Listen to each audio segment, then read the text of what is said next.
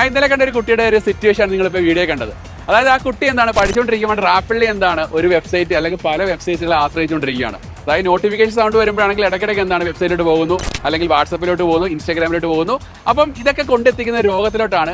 ആ രോഗത്തിന്റെ പേരാണ് ഇൻഫോമാനിയ. അപ്പോൾ ഈ ഇൻഫോമാനിയ ബാധിക്കുമ്പോൾ നമുക്ക് പ്രധാനമായിട്ട് ഉണ്ടാകുന്ന ഏറ്റവും വലിയ വിഷയം എന്ന് പറഞ്ഞാൽ ഈ പഠിത്തത്തിൽ നിന്ന് ഒരിക്കലും കോൺസെൻട്രേറ്റ് ചെയ്യാൻ പറ്റത്തില്ല. അതായത് നമ്മൾ ചെയ്തുകൊണ്ടിരിക്കുന്ന കാര്യങ്ങളൊന്നും കോൺസെൻട്രേറ്റ് ചെയ്യാൻ പറ്റത്തില്ല. അപ്പോൾ ഒരു വെബ്സൈറ്റിൽ നമുക്കൊരു ഇൻഫർമേഷൻ കിട്ടി, ആ ഇൻഫർമേഷൻ ഒരിക്കലും സാറ്റിസ്ഫൈ ചെയ്യാൻ പറ്റാതെ അടുത്ത വെബ്സൈറ്റ് വീണ്ടും ആശ്രയിക്കുകയാണ്. അപ്പോൾ ഈ ഒരു സിറ്റുവേഷൻ തന്നെ വിളിക്കുകയാണ് ഇൻഫോമാനിയ എന്ന് വിളിക്കാൻ പറ്റും. അപ്പോൾ ഇത് നിങ്ങളെ കൊണ്ടെത്തിക്കുന്ന ഒരു കാര്യം എന്ന് പറയുന്നത് നിങ്ങളുടെ ഫാമിലി റിലേഷൻഷിപ്പ് ഒക്കെ ആണെങ്കിൽ ബ്രേക്ക് ചെയ്യുന്നു, ഫ്രണ്ട്ഷിപ്പ് ബ്രേക്ക് ചെയ്യുന്നു, ദെൻ സൊസൈറ്റിയിലൊക്കെ റിലേഷൻഷിപ്പ് ഒക്കെ ബ്രേക്ക് ചെയ്യുന്ന ഒരു സിറ്റുവേഷൻ വരാറുണ്ട്. അതായത് ഫുള്ളി നമ്മൾ വെബ്സൈറ്റ് മറ്റേ ChatGPT, DeepSeek പോലത്തുള്ള ടൂൾസിലൊക്കെ നിൽക്കുന്നതാണ് ഈ ഒരു സിറ്റുവേഷൻ എന്ന് പറഞ്ഞാൽ. അപ്പോൾ ഇതിനൊരു ബെസ്റ്റ് സൊല്യൂഷൻ എന്ന് പറഞ്ഞാൽ നിങ്ങൾ സ്ക്രീൻ ടൈം കുറയ്ക്കുക. അതായത് ഒരു ടൈം ഷെഡ്യൂൾ വെക്കുക. സോഷ്യൽ മീഡിയാസ് യൂസ് ചെയ്യാനും ഈ വെബ്സൈറ്റ് ഒക്കെ ആക്സസ് ചെയ്യാനൊക്കെ ഒരു ടൈം ഷെഡ്യൂൾ വെക്കുക. പിന്നെ നമുക്ക് യൂസ് ചെയ്യാൻ പറ്റുന്നതാണ് ഒരു ഓഫ്ലൈൻ മോഡിൽ കംപ്ലീറ്റ് എന്നാണ് ഫോണൊക്കെ ഡിസ്ട്രാക്റ്റഡ് മൈൻഡിൽ നിന്ന് മാറ്റിയിട്ടാണെങ്കിൽ കംപ്ലീറ്റ് ഒരു ഓഫ്ലൈൻ മോഡിൽ ചെയ്യുക. പിന്നെ നമുക്ക് ഏറ്റവും കൂടുതൽ വരുന്ന ഒരു കാര്യമാണ് നോട്ടിഫിക്കേഷൻസ്. ആ നോട്ടിഫിക്കേഷൻസ് എന്താണ് അവൻ്റെ ടോൺ ആണെങ്കിൽ മ്യൂട്ട് ആക്കി വെക്കുക. അത് ഏറ്റവും വലിയൊരു സൊല്യൂഷൻ ആണ്.